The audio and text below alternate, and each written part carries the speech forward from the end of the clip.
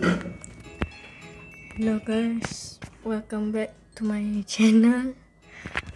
Today I present to you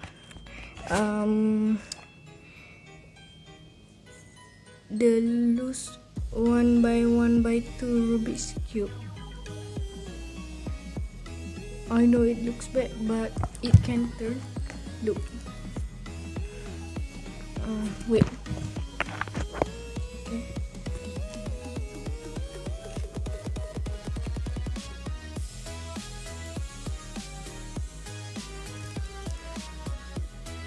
This is what it looks like on this checkerboard pattern.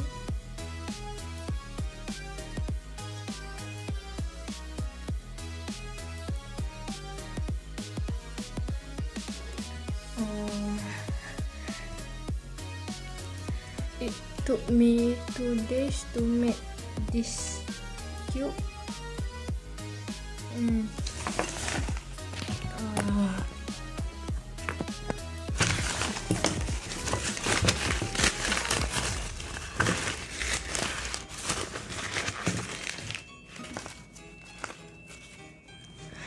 I think that's all I wanted to say about this cube.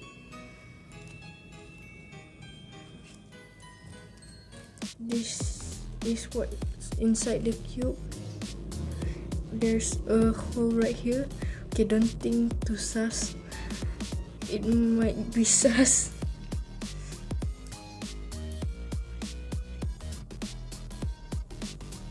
Okay, that's all for this video. Thank you for watching. See you guys in next video. Bye.